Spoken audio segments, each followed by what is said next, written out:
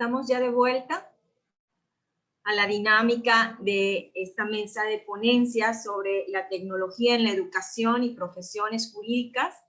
Y habiendo escuchado las ponencias de Sofía, Eduardo y César, pues bueno, con la finalidad que tiene esta mesa sobre pues debatir, compartir, interactuar pues en la reflexión sobre este tema, ¿no? Pues andamos aquí con algunos puntos que nos gustaría profundizar, ¿no? Aprovechando la presencia aquí directa de los ponentes, ¿no? Y pues bueno, a razón de las ponencias, en el análisis de los retos a reflexionar como parte de nuestra responsabilidad de formadores y formadoras de futuras generaciones, desde luego, pues es indispensable considerar, ¿no?, las rutas de aprendizaje que de manera alternativa podemos ir planteando al alumnado, ¿no? Es decir, esta responsabilidad de diseñar un curso de tal forma que para aquellos alumnos y alumnas que tengan pues una formación muy básica, no se vuelva un reto imposible o muy difícil de alcanzar, y para aquellos y aquellas jóvenes, ¿no?, que cuentan pues a lo mejor con habilidades desarrolladas en otros espacios, pues no se vuelva tampoco un curso aburrido, ¿no? Platicaba en uno de los estudios de las ponencias, ¿no?, alguna de las percepciones que se consultaban a los alumnos era cuál era su percepción de la dificultad, y vemos que realmente, pues bueno, no solo es la conexión, sino el diseño de material para esos cursos lo que se vuelve clave, ¿no? Y pues más en esta pandemia hemos entendido y comprendido, ¿no? Y justo platicaba con los ponentes, ¿no?, ese híbrido que hemos estado pues implementando para poder continuar con nuestra función. Y pues bueno, ante esa responsabilidad que tenemos como formadores, y como bien se comenta por nuestros ponentes, todos los que estamos, todos quienes participamos de alguna forma en este proceso de enseñanza-aprendizaje, tenemos que tomar en cuenta, tomar en consideración desde quienes diseñan curricularmente un programa, quienes somos responsables a veces de la administración de estos programas, ¿no?, de los recursos humanos, quienes brindan el respaldo y el apoyo desde el uso de la tecnología, la capacitación continua, etcétera. En uno de esos puntos, ante la pandemia, nos hemos enfrentado pues con ese cansancio de docentes, tal vez por el cambio abrupto precisamente de cómo generar este material para el proceso de enseñanza-aprendizaje, ¿no? Y que, pues bueno, hemos continuado con nuestros cursos, pero a veces necesitamos reanimarnos como compañeros y compañeras en los equipos docentes. Pues me gustaría conocer la opinión de los ponentes sobre cuáles serían los pasos y tiempos recomendables para hacer de forma más natural la interiorización en las y los docentes de la necesidad de desarrollar las habilidades necesarias para brindar a nuestras alumnas y a nuestros alumnos ese balance de ruta de aprendizaje, ¿no? Y que sean cursos pues realmente significativos para los alumnos y las alumnas. Adelante para su opinión. A ver, gracias, Tatiana. De nada, César. Bueno, si me permiten, creo yo que ese es el tema más importante, ¿no? Cuando hablamos de personal docente que muchas veces es renuente a un cambio y que desafortunadamente, bueno, pues bajo las situaciones que actualmente vivimos, fueron forzados a cambiar a una situación del uso de tecnologías de la información, pero sin una preparación previa. Y esto generó una mayor dificultad, obviamente, en esta transición. Sin embargo, estamos dándonos cuenta que, por ejemplo, se hizo una encuesta con los profesores en la Facultad de Derecho de la Universidad Autónoma de San Luis Potosí respecto a cuántos de ellos deseaban permanecer con el uso de las tecnologías una vez que ya están en ellas. Y nos dimos cuenta que más del 90% desean utilizar al menos parcialmente las tecnologías, ¿no? Entonces, precisamente, ¿por qué? Porque se dieron cuenta de los beneficios que tienen. Sin embargo, tenemos que ser realistas y la presentación lo mostraba. Tenemos que ser muy cautos al analizar el entorno en el cual nos encontramos, porque no es un cambio necesariamente abrupto y total hacia las tecnologías de la información, sino debe ser muy cuidadoso qué es lo que queremos. Si bien lo comentaba también en su ponencia la maestra Sofía, ¿no? Específicamente, que tenemos que ser muy cautos sobre qué queremos hacer con esa tecnología de la información. Porque si nuestra modalidad o nuestro programa educativo no es un programa educativo mixto, no es un multimodal, por llamarlo de esta manera, donde tenga actividades presenciales, virtuales, totalmente presenciales o totalmente virtuales, pues tenemos que saber que estas tecnologías deben de tener un objetivo muy preciso. Y cada profesor tendrá que elegir precisamente cuál es el objetivo por el cual incorpora una tecnología como esta. Pero antes de incorporarla, creo yo que tenemos que conocer bien a nuestros alumnos. Nos dimos cuenta que uno de los principales problemas sigue siendo la brecha tecnológica y estamos hablando a nivel universidad y estamos hablando de una ciudad que tiene 2 millones de habitantes, 1 millón de habitantes. El estado creo que tiene 3. Entonces, obviamente vienen de diferentes partes, pero la brecha tecnológica es el principal limitante. ¿Qué tiene que hacer la entidad educativa para nivelar esa brecha tecnológica? ¿Hasta dónde debemos nosotros de garantizar el acceso al Internet en las zonas cercanas a la universidad, dentro de la universidad? Y obviamente el acceso a equipos de cómputo o equipos adecuados para que ellos puedan participar en este uso de tecnologías.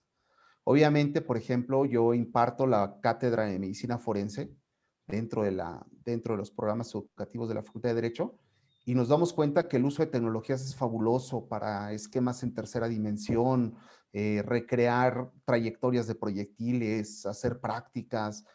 Por ejemplo, hace llegar a tener en contacto a un alumno con un microscopio de comparación para balística.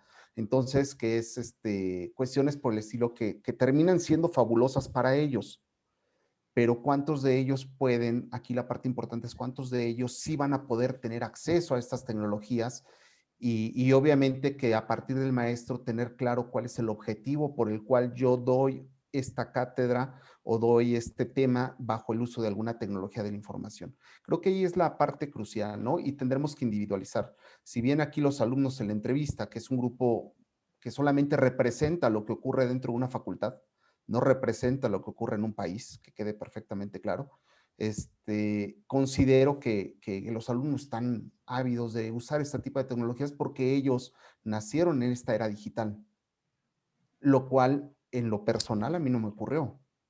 Y obviamente representa una mayor dificultad aprender bajo este tipo de tecnologías, pero ellos están inmersos en ellas, entonces creo que es una herramienta muy útil que puede ser utilizada, claro, con moderación, con cuidado, con objetivos claros y con el desarrollo de los temas claros de aprendizaje, ¿no? Con los objetos de aprendizaje muy bien elaborados antes de lanzar un proyecto que utilice este tipo de tecnologías.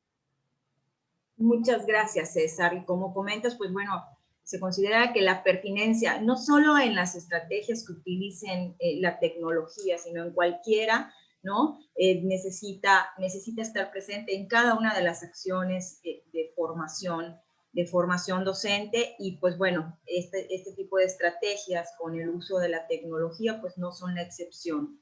Desde luego, pues hoy por la mañana escuchaba en una de la mesa panel de directivas, ¿no? Que comentaban, pues esta brecha nos tenemos que ir adelantando, ¿no? A nuestros tiempos muchas veces para poder visualizar las necesidades que los alumnos y las alumnas podrían presentar, no sé, en 4 o 5 años, ¿no? El panorama que se presenta para un estudiante en primer semestre no es el mismo que probablemente tenga cuando egrese entre el 9º y el 10º semestre y las herramientas que va a necesitar para desempeñarse en el campo laboral, ¿no? Como precisamente Sofía platicaba en su ponencia, ¿no? pues si una función jurisdiccional pues ya está, ¿no?, con el uso de esas tecnologías para hacer pues, más ágil los procesos, pues las escuelas de derecho necesariamente tendremos que pues ir buscando alternativas para cerrar estas brechas entre lo que sucede en el aula y lo que sucede en la realidad pues profesional de nuestros egresados, ¿no? En ese sentido, tendríamos otra pregunta por ahí que nos podría llevar a la reflexión del uso de esa tecnología, tanto en la educación como en las profesiones que están vinculadas al estudio jurídico. En el análisis de la percepción del alumnado que fue encuestado en el estudio que presentaste, esa percepción resalta, entre otras cosas, el beneficio de la internacionalización de espacios académicos, ¿no? Veíamos ahí en las gráficas que expusiste. Y por otra parte, pues nuestros otros ponentes plantean que ha sido más notoria la desigualdad de acceso de las alumnas y los alumnos, ya sea por falta de equipo o de conectividad, ¿no?, o por, como platicábamos hace un rato, no sé, la variación de los roles que hoy estamos teniendo que desempeñar en específico sobre esta pandemia, pero me gustaría que lo analizáramos, si les parece, en un contexto natural y progresivo, ¿no? ¿Qué estrategia consideran nuestros ponentes se podrían proponer y que nos coloque en un escenario intermedio? Es decir, entre los dos extremos de el beneficio de la internacionalización, pero la problemática de la conectividad o de la disposición de equipos, esta diferencia, y que permita a quienes son administradores de la educación jurídica alcanzar la oportunidad de brindar pues las ventajas al universo del alumnado, ¿no? ¿Habría alguna combinación estratégica de estos elementos? No sé, Sofi, Eduardo, César. Adelante, César, si quieres. Y ok, perfecto. Sí, los dos participamos, me parece muy bien. Bueno, mira, la internacionalización es un elemento que es bien importante. Normalmente vemos que los alumnos tienen en algunas ocasiones poco contacto con ponentes, con ideas de otros lugares, ¿no? Y en el momento que usamos este tipo de tecnologías, nos damos cuenta que yo en mi clase, por ejemplo, de victimología, por llamarle de esta manera, o en mi clase de medicina forense, o en la clase que sea, puedo invitar a un ponente de España, puedo tener un ponente de Australia, puedo tener un ponente de Inglaterra, puedo tener un ponente sudamericano para abordar un tema en particular que si bien yo domino, yo sé que él es más experto que yo. Y este es un aspecto que es muy importante. Tenemos que reconocer que actualmente vivimos en un país, en un mundo muy globalizado en la cuestión de conocimientos. La generación de conocimientos no proviene solamente de un lugar en particular y proviene, obviamente, cuando hablamos, por ejemplo, en mi área de especialización de la ciencia forense, pues proviene normalmente del extranjero. Y obviamente este tipo de conocimientos tardan un tiempo en que sean plasmados en un libro, y si nos dedicamos a ese tipo a este tipo de conductas de que aprendemos a través de los libros, pues realmente se vuelve bastante complejo, ¿no? Y eso hace que tengamos que acceder a bases de datos, a revistas internacionales, a artículos, a documentos que tienen una mayor vigencia. Entonces creo yo que este tipo de herramientas de la tecnología y la información terminan por facilitar eso. Por eso los alumnos hablaban de ello.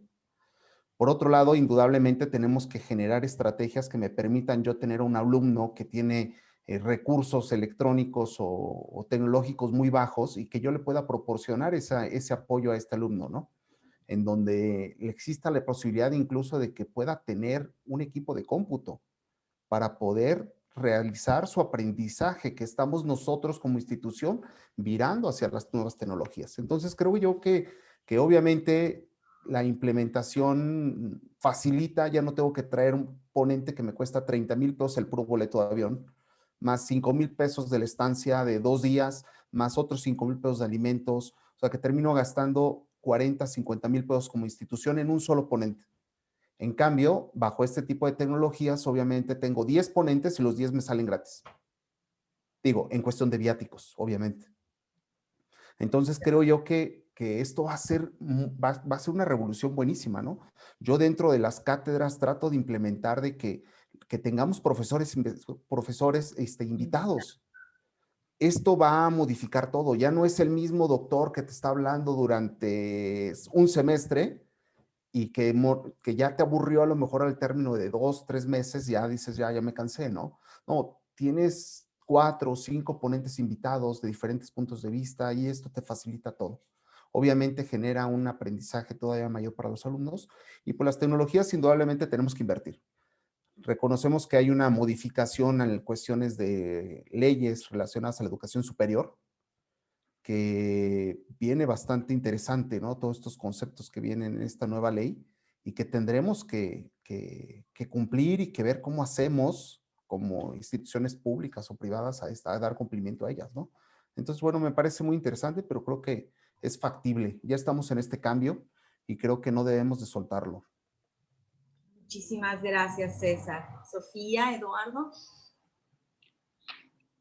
Pues justo cuando escribimos esta ponencia, Eduardo y yo, por eso está como muy integral, o intentamos hacerla integral, porque Tatiana, la pregunta que haces es igual la pregunta anterior, y me gustó mucho cómo la rescató César, viene desde muchas aristas, ¿no? O sea, puedes buscar estrategias, como bien dijo César, o sea, tomando en consideración invertir en la tecnología, que haya recursos tecnológicos para que accedas a estas oportunidades de tener personas ponentes de distintos países y demás.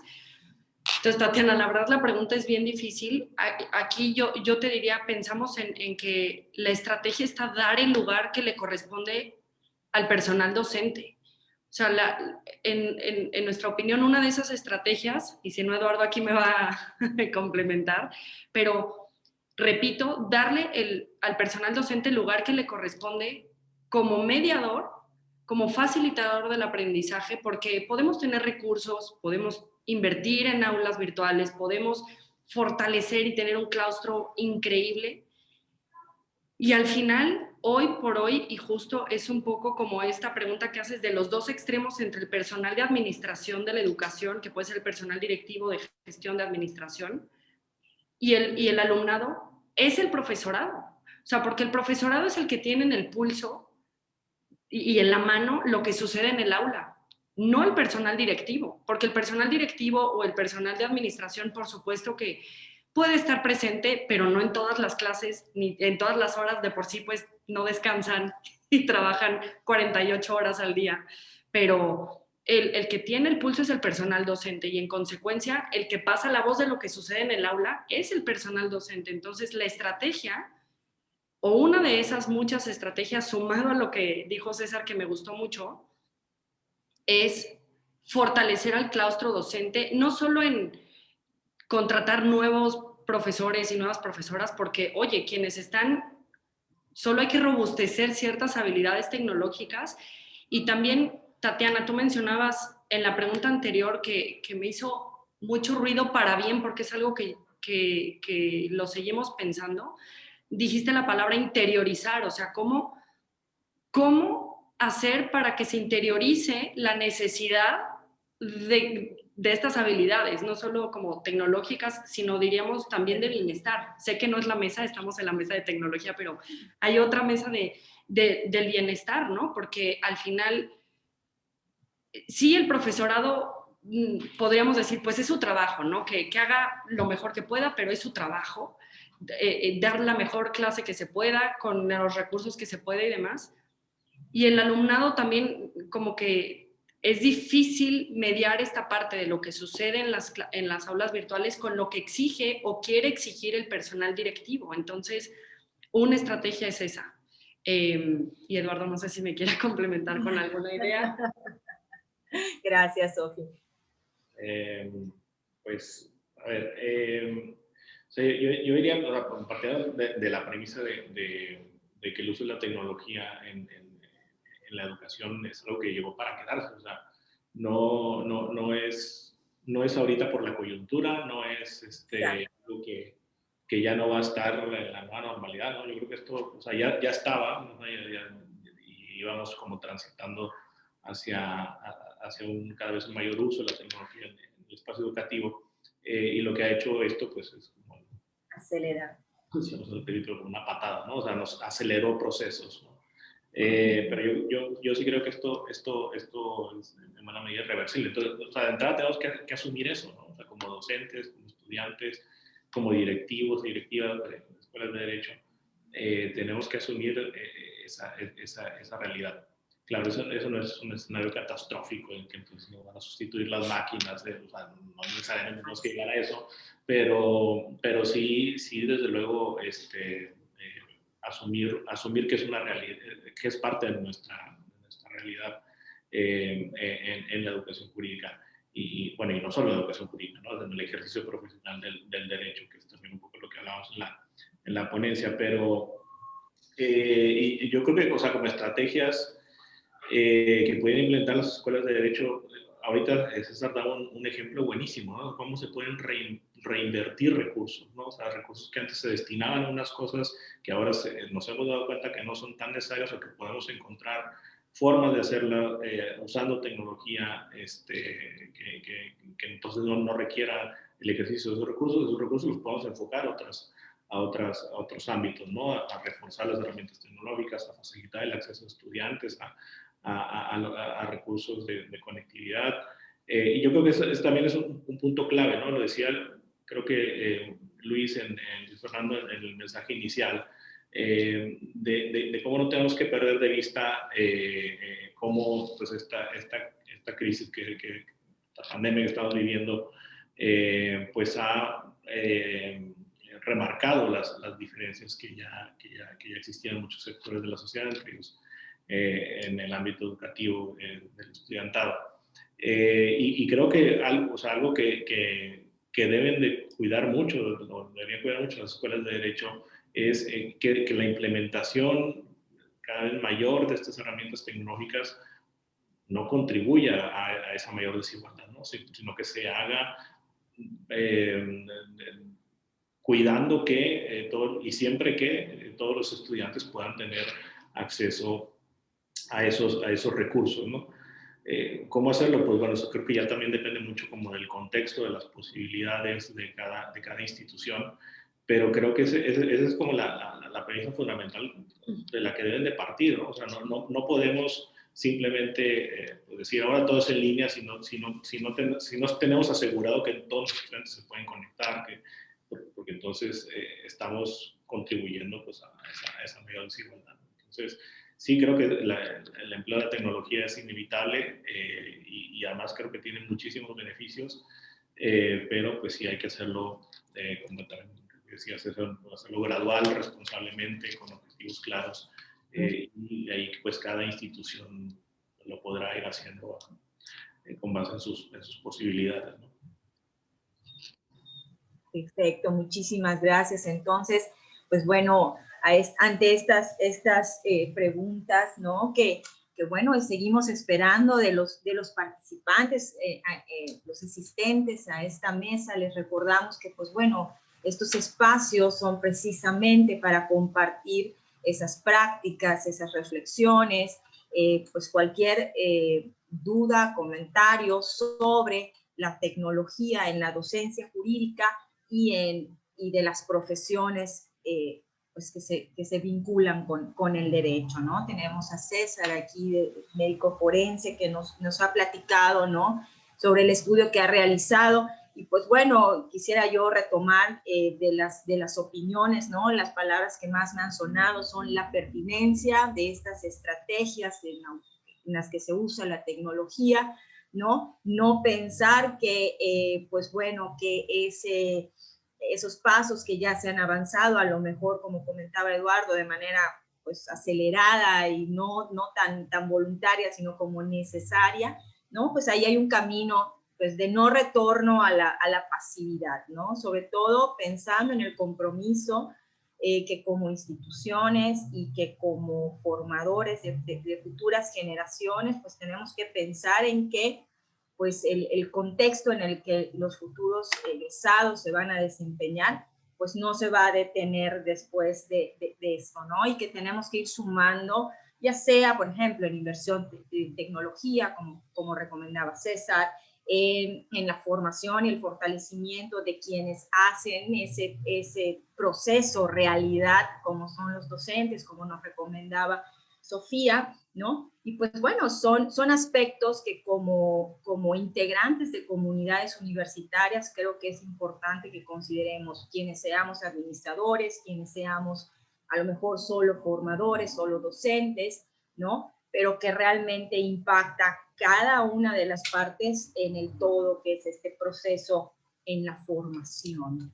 Bueno, y aprovechando esta mesa, pues bueno, también sobre este tema, en una de las ponencias pues nos platicaron sobre las ventajas de desarrollar habilidades vinculadas con la injusticia, ¿no?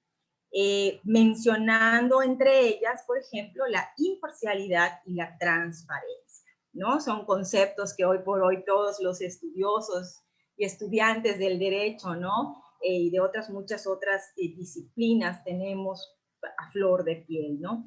Aprovechando esta mesa y la experiencia de nuestros ponentes, podríamos tener a lo mejor más a fondo una idea de cómo se fomentan la imparcialidad y la transparencia desde la formación universitaria con espacios virtuales, ¿no? Que implican estos espacios, y cuáles podrían ser algunas prácticas recomendables para lograr ese fin, ¿no? Del desarrollo que los jóvenes y las jóvenes estudiantes de derecho perciban que entre sus espacios virtuales ellos siguen desarrollando no solo habilidades, sino valores como actuar de una manera imparcial, ser transparentes, ¿no? ¿Cómo podríamos ahí, a los que participamos en esta mesa, tener en concreto cómo es que esas estrategias virtuales contribuyen a la formación de esos valores y esas características?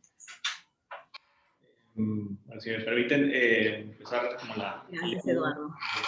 A ver, yo aquí quisiera como mejor retomar un poquito una idea ahí que manejamos en la ponencia, que va más o menos como en esta línea de lo de la imparcialidad y la transparencia. O sea, una de las, creemos que una de las ventajas que ofrecen los procesos jurisdiccionales, los juicios en línea, pues, es justo eso. Son procesos que no ocurren, vamos a decirlo así, que no ocurren en lo oscurito. O sea, es así, procesos en línea.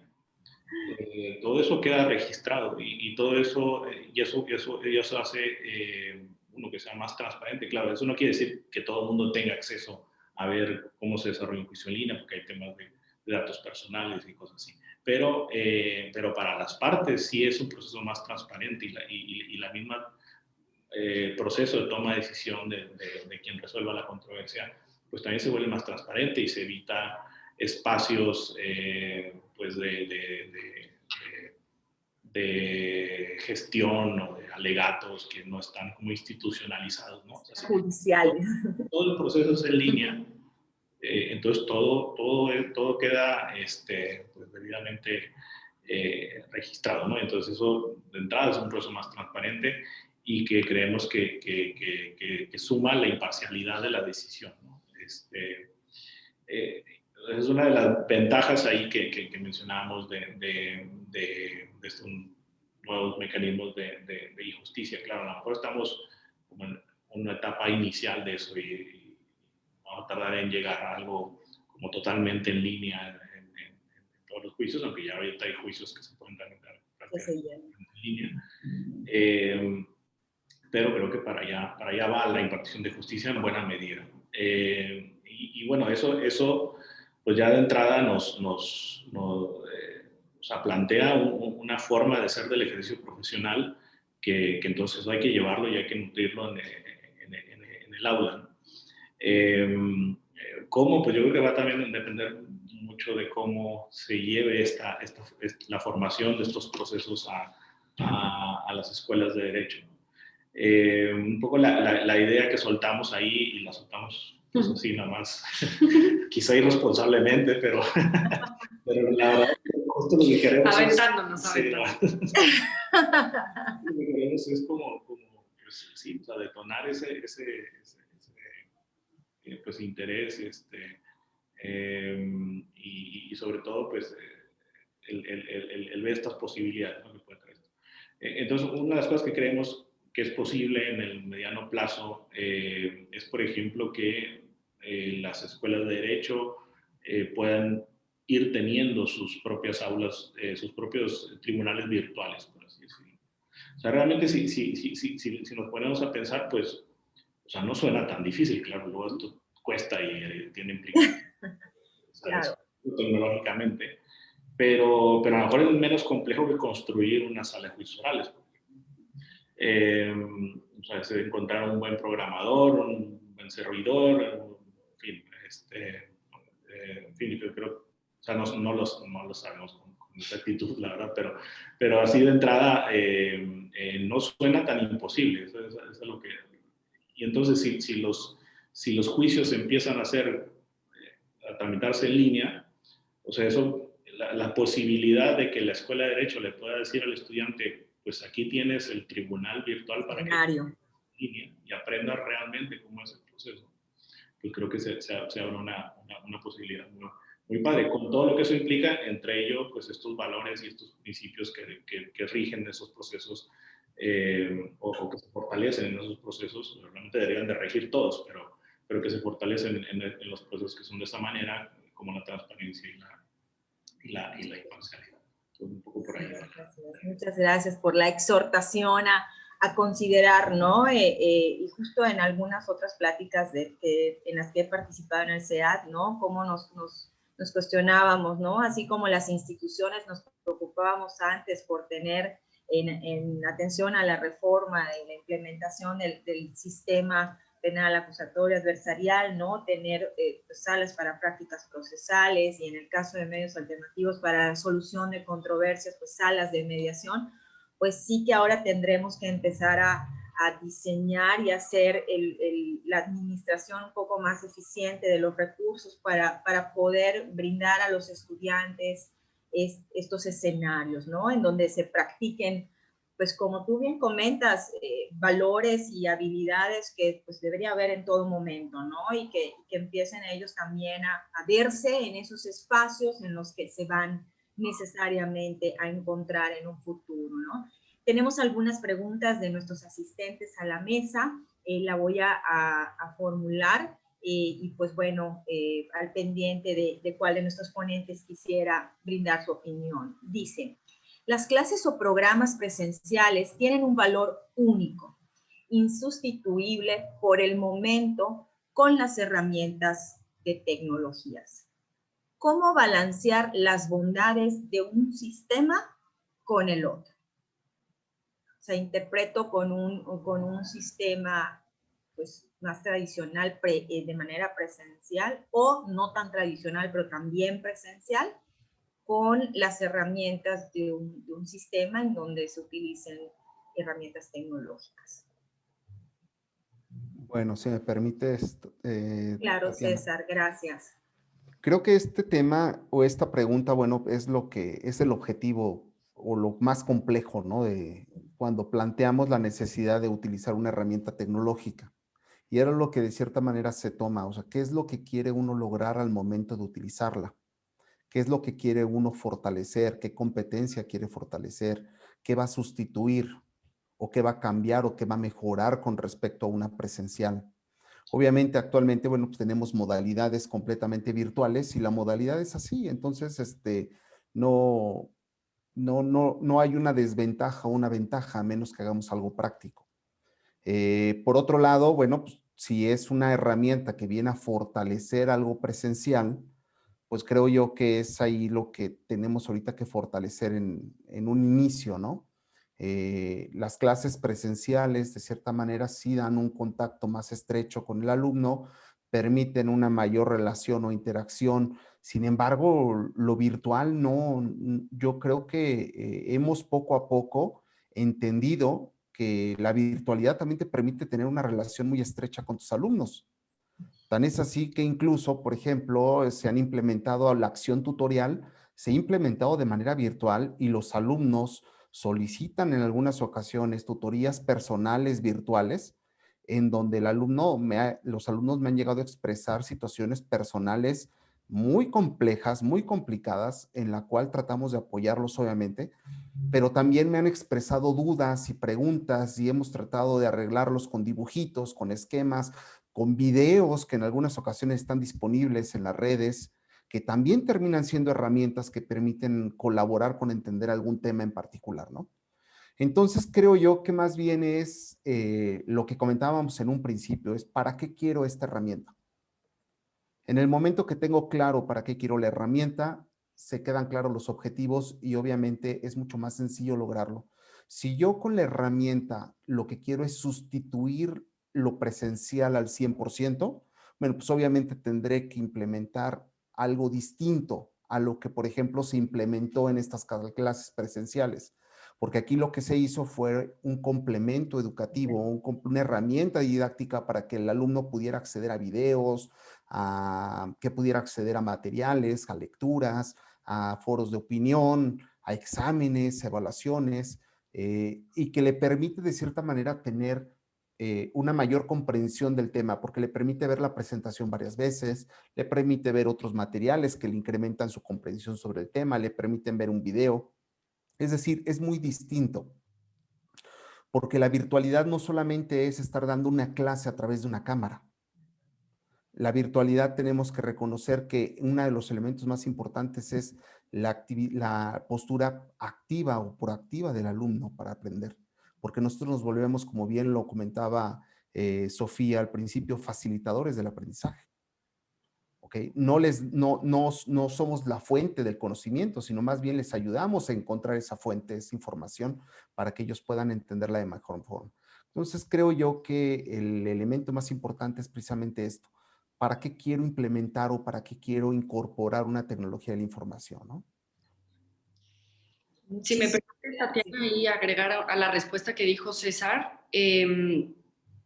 creo que, híjole, a mí no sé quién la haya hecho, pero la pregunta me pareció buenísima de cómo encontrar el balance, ¿no? Y ya, si nos damos un paso atrás, olvidémonos tantito del COVID y de la pandemia, pero es como cuando empezaron los Kindles estos, ¿no? Donde en vez de comprar un libro en una librería, pues digo, no sé ustedes, pero yo prefiero tener el libro en físico aquí y ojearlo, ¿no? Sentirlo así. Hablo como esta analogía de la presencialidad. Si bien ahora sí, concretamente como de la pregunta, me parece que parte de encontrar el balance es, por un lado, darle significado a lo que está sucediendo. O sea, si yo no comprendo, es más, me pongo a mí de ejemplo, y lo platicaba con Eduardo durante este proceso de la ponencia, yo era una persona que le costaba mucho trabajo ver las bondades de la virtualidad. Estoy hablando de hace como unos 5 años para acá. Ni siquiera fue con el COVID, pero hasta que no comprendí las ventajas de la virtualidad, no empecé a darle el significado que esto tenía.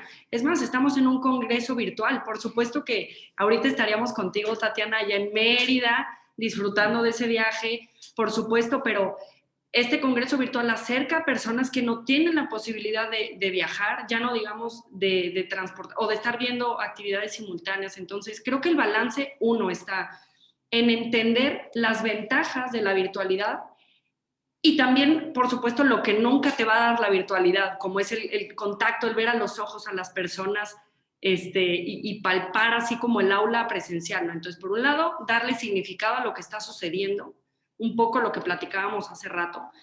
Y dos, para no extenderme, yo diría, el profesorado tenemos que entrarle durísimo a comprender las metodologías de enseñanza.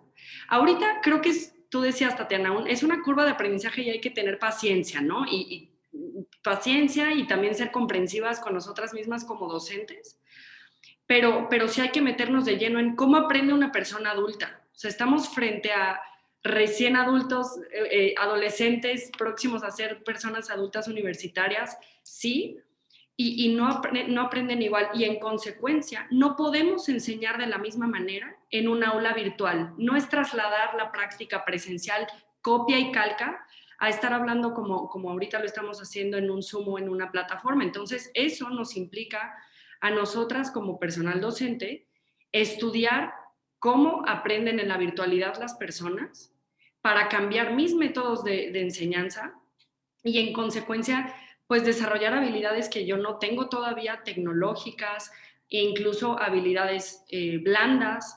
Y para eso, digo, ya sé que estoy pidiendo la carta a Santa Claus, pero bueno, son dos estrategias o dos recomendaciones que tendríamos que seguir desde la educación, ¿no? Muchísimas gracias, Sofía. Así es, hay que ir anotando en la lista para ir estableciendo, ¿no? Poco a poco cómo ir alcanzando pues este balance. Otra de las preguntas que nos hacen los asistentes a esta mesa dice, pasando la coyuntura, entrecomillada, que vivimos, el mundo educativo no será igual. Eso ya está entendido, pero ¿qué tanto perderemos? ¿Cómo trazar la línea para evitarlo?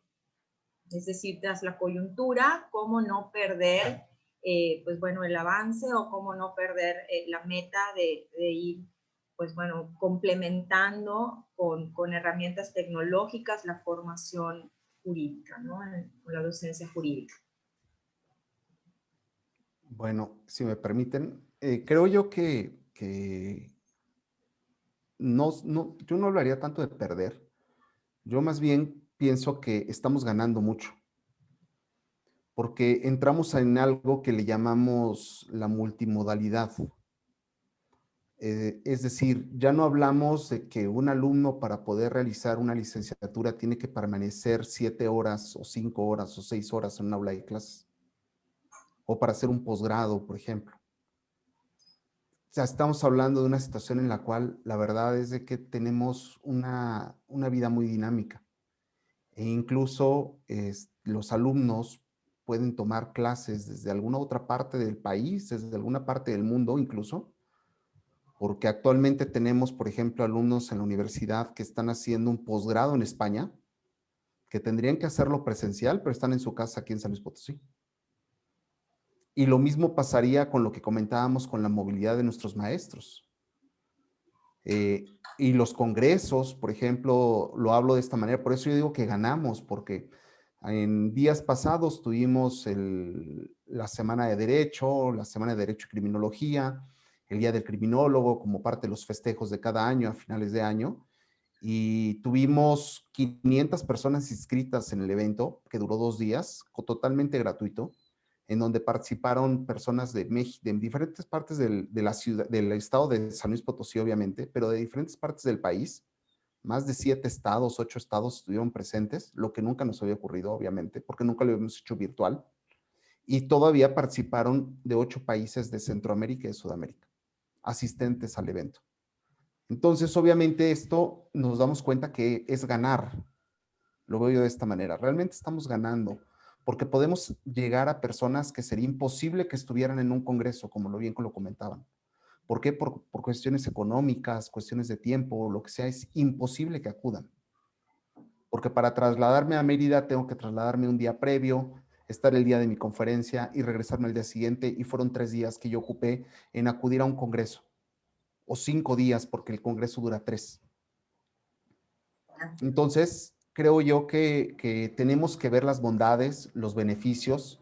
Claro, hay estos beneficios, tenemos que ser realistas. También hay cosas malas o no tan buenas como lo presencial, obviamente, como este contacto estrecho que pudiéramos hablar.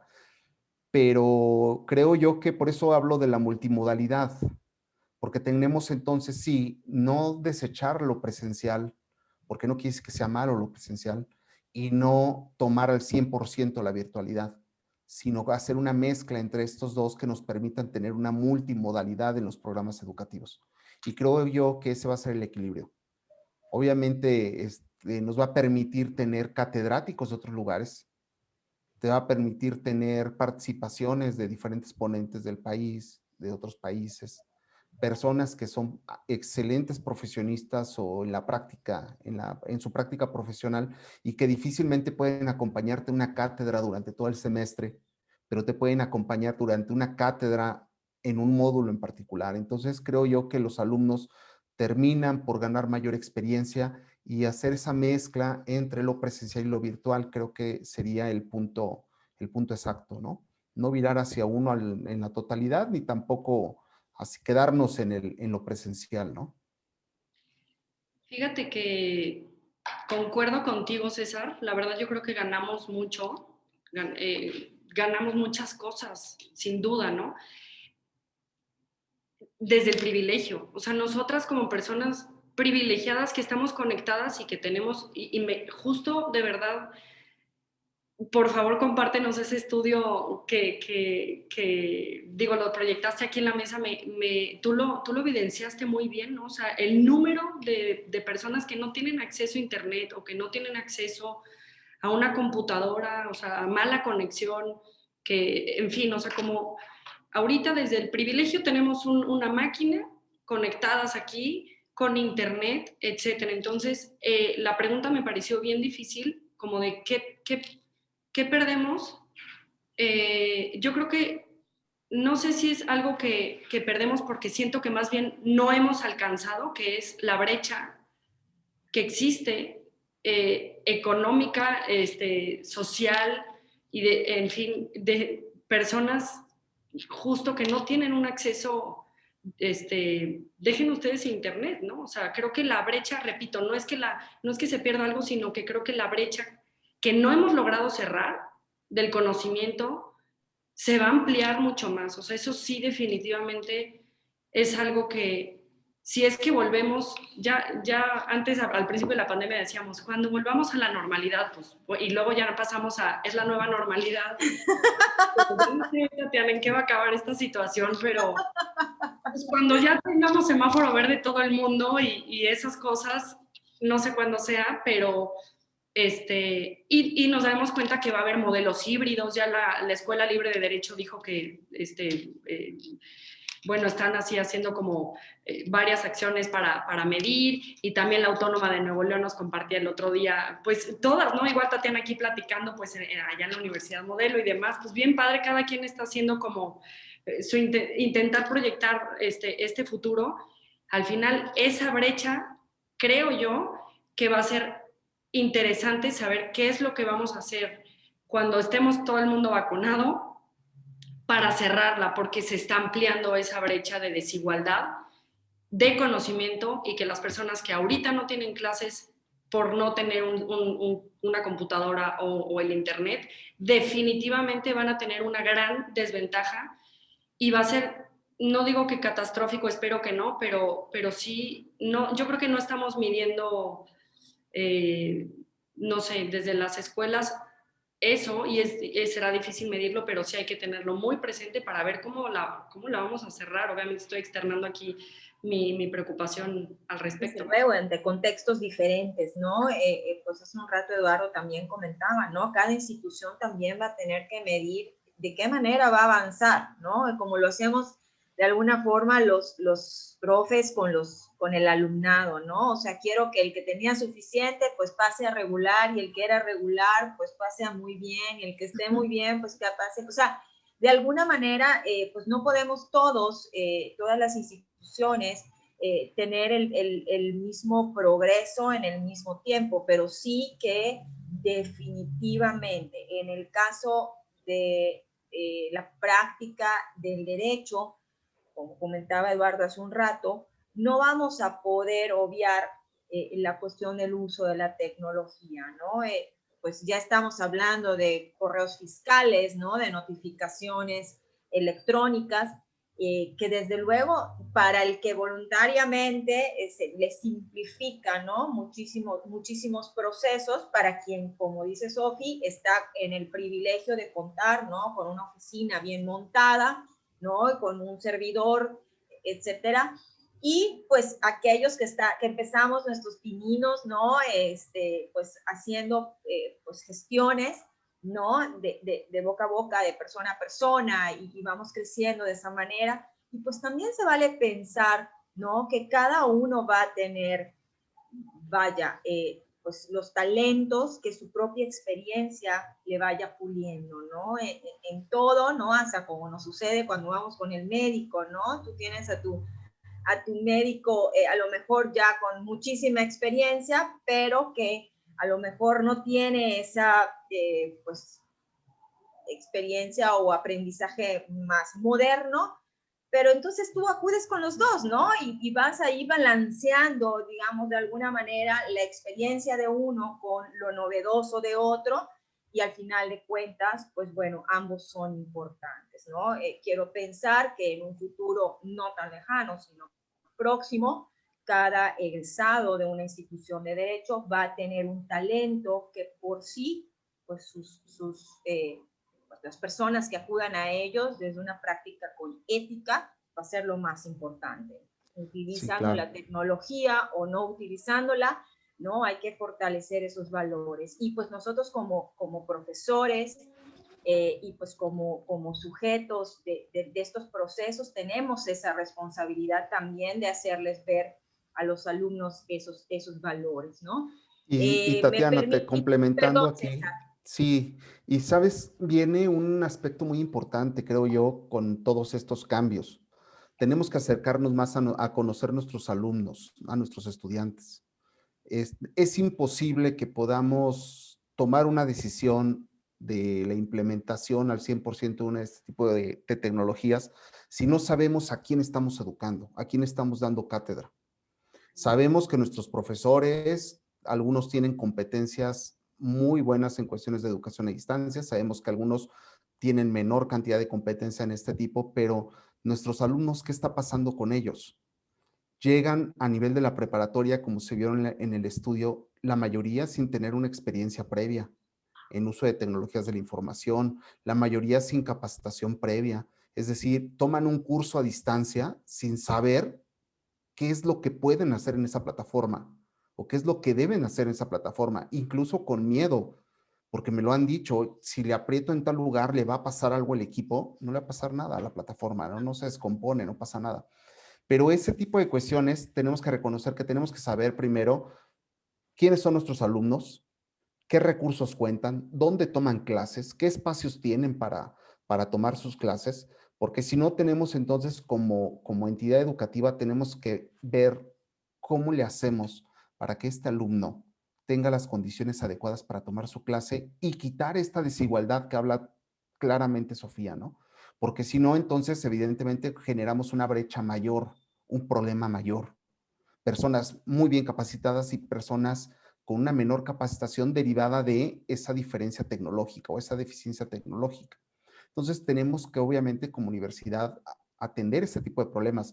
Los alumnos, nosotros en criminología, por ejemplo, que es el área que yo coordino, tenemos alumnos que me dicen, no tengo computadora o mi computadora la está usando también mi hermana y es un solo equipo y yo veo mis clases en el teléfono celular, en una pantalla que mide 3 pulgadas, donde no veo absolutamente nada. Entonces, evidentemente, este tipo de cuestiones tenemos que entender, saber a quién le estamos dando clase, cuáles son sus condiciones y tenemos que tener un seguimiento muy estrecho en toda su trayectoria de estudios. Esto, obviamente, con el fin de mejorar el egreso, el éxito y lograr el perfil de egreso que queremos. Muchas gracias, César. Y precisamente la siguiente pregunta está formulada, me permito leer el nombre porque pues así fue escrito, ¿no? Nos está compartiendo la participante Ciania Marieli Cobos Coello, comenta, pensando que implementáramos estas sugerencias que mencionan en las escuelas del derecho, el alumnado iría destruyendo sus resistencias a la tecnología. Sin embargo, ¿cómo formarlo para que él pueda afrontar las que tendrán sus clientes o usuarios del sistema de justicia o autoridades con los que tratará? Ejemplo, pasar de tratar físicamente con su abogado a recibir respuestas automatizadas.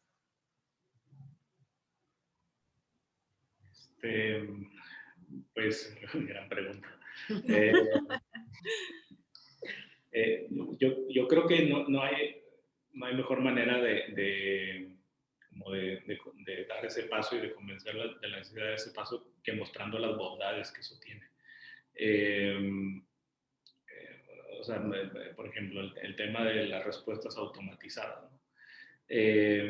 Pues sí, a lo mejor así de entrada puede no sonar muy atractivo, pero cuando puedes demostrar que de esa manera vas a atender a miles de personas que preguntan lo mismo, que les vas a dar la información que necesita, y que eso te va a costar una 10ª parte de lo que te cuesta normalmente tener a alguien físicamente que dé esas respuestas y que a lo mejor no tiene la capacidad de atender a todas las personas al mismo tiempo. O sea, cuando muestra esa respuesta, pues, igual con los clientes, ¿no? O sea, cuando le dices, oye, ¿por qué no tenemos un Zoom en lugar de que vengas a la oficina? No sé, o sea, creo que hay muchos ejemplos en donde creo que la única manera, pues, de lograr eso es mostrar esas ventajas. Y lo mismo con la parte institucional, con la parte de las autoridades. Yo creo que y luego como muy a título personal, ¿no? Pero yo creo que muchas instituciones sí se han dado cuenta de las bondades que tiene desde el trabajo a distancia, los procesos en línea o algunos procesos en línea. Lo que pasa es que también tenemos como esta cultura de todo presencial y es también como un proceso cultural, ¿no? De ir cambiando a ver realmente qué es lo más eficiente, qué es lo que te permite hacer mejor tu trabajo. Y entonces, bueno, pues creo que ahí vamos a entrar o estamos ya entrando en un proceso también, digamos, en la parte de las instituciones públicas, en el que pues se están dando cuenta, bueno, o sea, de entrada tuvieron que abrir muchas vías por necesidad, porque si no era poner en riesgo a la población, a las propias personas trabajadoras de las instituciones.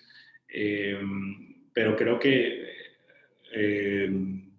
yo apuesto a que se están viendo las bondades que eso tiene. Entonces, bueno, yo muy buena pregunta, respondería eso.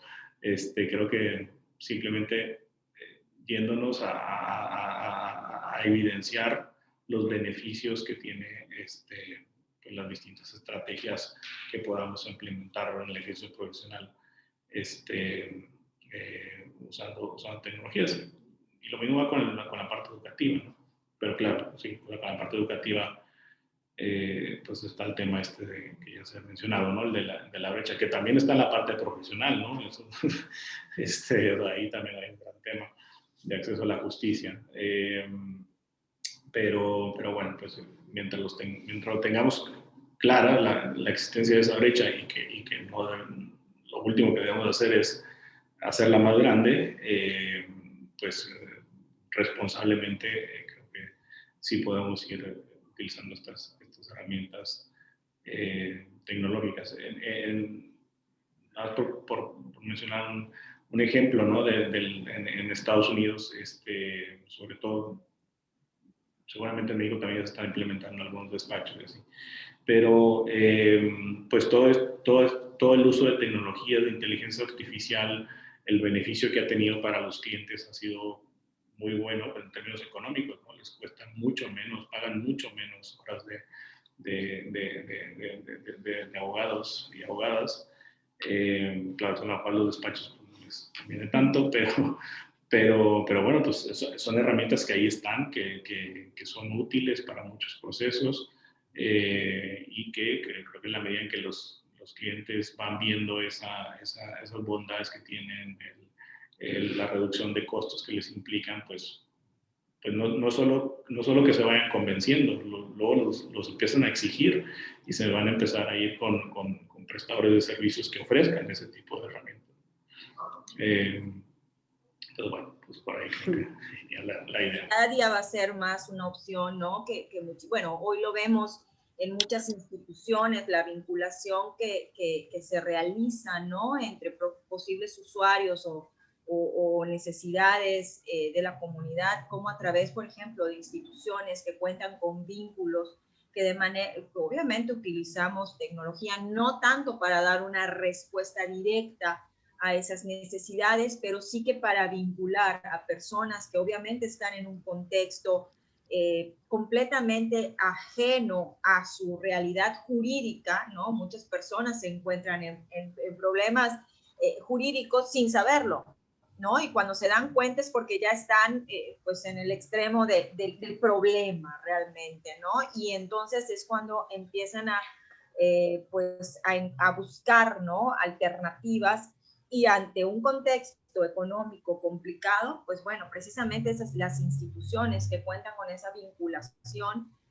pues vaya, se complementa a través de la tecnología. Pienso que, y me permito a título personal comentar, ¿no? Como todo, no solo es la cosa, sino para qué se usa y qué hace quien, o qué quiere quien lo usa, ¿no? Entonces, ante este tipo de comentarios, pues sí que pues podríamos incluso tener en un despacho un excelente, pues bueno, proveedor y etcétera, pero si no existe las personas que sepan utilizar de manera eficiente y eficaz ese recurso, pues obviamente pues no servirá de nada la inversión. Entonces sí tenemos que pensar que cada vez más nuestros alumnos, como decía Eduardo, ya no va a ser opcional que aprendan algo vinculado con la tecnología, sino que van a exigirlo en función a que eso le van a exigir, ¿no? En los espacios en los que piensen desarrollarse como profesionales.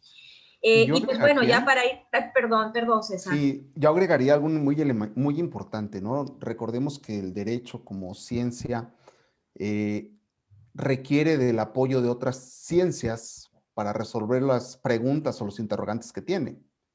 Y estas otras ciencias, que las llamamos en su conjunto ciencias forenses, están utilizando las tecnologías. Digo, vemos los juicios orales, reconstrucciones mediante tecnologías 3D, implementaciones de tecnologías que anteriormente no se veían y que son indispensables para poder hacerle ver al juez, evidentemente, lo que ocurrió, explicar de manera más clara, porque es lo que hace el perito. El perito lo que hace es ilustrar. Y la ilustración es un elemento bien complejo. ¿Cómo ilustras al juez respecto a una necropsia que realizaste? Si cuando ve la necropsia lo único que ve o aprecia es sangre, tejidos, y no entiende ni si lo que está viendo son los pies, el abdomen, el tórax o la cabeza. Porque es muy complejo entender este tipo de situaciones en algunas ocasiones. Entonces, obviamente, cuando estamos hablando del uso de tecnologías, aplican para todo este tipo de cuestiones. Las ciencias forenses las están empleando actualmente y creo yo que el uso de las tecnologías de la información a través del derecho pues, se vuelve algo ya indispensable, ¿no? Gracias, César. Y pues bueno, aprovechando los últimos minutitos, quisiera lanzar una más de las preguntas de nuestros asistentes. Juan Antonio Pacheco Osorio nos comenta, los entornos virtuales de aprendizaje pueden ser un gran apoyo para la práctica docente. Por eso la planeación didáctica es importante, pues le da sentido a ese entorno, organizando el cómo utilizar una herramienta. La pregunta en concreto de Juan Antonio es, ¿cómo desarrollar en los profesores de Derecho esta importancia de planear un entorno virtual de aprendizaje? Ay, pues me parece súper buena, Juan Antonio, tu pregunta, y creo que un poco lo que platicábamos al inicio, en mi opinión personal, repita la palabra paciencia, o sea, hay que ser pacientes, como que se nos olvida, de pronto no me refiero a la mesa por la pregunta, o sea, en general, que la educación es un proceso a largo plazo y en consecuencia requerimos decisiones y soluciones a largo plazo. No solo es como del COVID, o sea, ya hablábamos que esto va para quedarse con o sin COVID y en consecuencia la capacitación docente tiene que ser pensada a largo plazo, o sea, no solo es cambiar los procesos de selección y reclutamiento de docentes, sino ya que tienes un buen claustro, ¿qué vas a hacer con ese claustro? O sea, tienes que prepararle para los problemas y retos y necesidades de la profesión no solo del presente, sino del futuro. Ciania ya lo hacía en su pregunta, ¿no? O sea, vamos a tener clientes acompañados de inteligencia artificial, va a haber robots que defiendan, o sea, que va a haber una de las partes que sea robótica en algún punto de las profesiones jurídicas más adelante, ¿no? Entonces, se aprende a nadar nadando, se aprende a juzgar juzgando, y en consecuencia, si no ponemos al profesorado a practicar eso, para eso existe el claustro, como que parece que el claustro es una plantilla docente como de aquí está el teléfono y quién va a dar qué asignatura, ¿no? No, el claustro es para acompañar, colaborar y trabajar de manera cooperativa entre personal docente para encontrar las soluciones. Entonces, ese puede ser uno de los caminos. Obviamente la pregunta está súper difícil, pero creo que puede ser por ahí. ¿Algún otro comentario a esa pregunta? Yo nada más, o sea, con el tema de planeación también es fundamental por el hecho de aprovechar bien los recursos. Así es. Muchísimas gracias, Eduardo. Bueno, pues vamos a ya concluir esta mesa. Muchas gracias por la participación de los ponentes, de los y la ponente, así como de todos y cada uno de los asistentes y las participantes en esta mesa. Fue un gusto compartir con ustedes. A manera de conclusión, y si el tiempo me lo permite, pues resaltar la pertinencia en el uso de esta tecnología, mirar a futuro, ¿no? Cómo será una necesidad para nuestros egresados y nuestras egresadas, cómo desde las instituciones pensar en cómo utilizar y administrar eficientemente los recursos, no solo pensando en un equipo tecnológico, sino, como bien decía Sofi, en fortalecer al profesorado que tiene pues las habilidades para estos procesos de enseñanza y aprendizaje. También platicamos, ¿no?, sobre valores esperados con el uso de la tecnología y proyectando a una ética de la práctica jurídica y del estudio de todas las ciencias vinculadas con el derecho, contemplando, por ejemplo, la imparcialidad, la transparencia, el vivir día a día y practicar desde el aula lo que en un futuro se espera de todos los estudiantes y estudiosos y las estudiosas del derecho. Entonces, pues ha sido un gusto participar con ustedes. Esperemos que sigan generándose muchas más dudas y que, pues bueno, seguramente estaremos en algún otro espacio para compartir más ideas, más estrategias, más retos y, pues bueno, seguir generando una mejor práctica en la docencia jurídica. Muchísimas gracias a todos y todas. Gracias. Gracias. Gracias, Tatiana. Un gusto. Bye. Bye. Mucho gusto a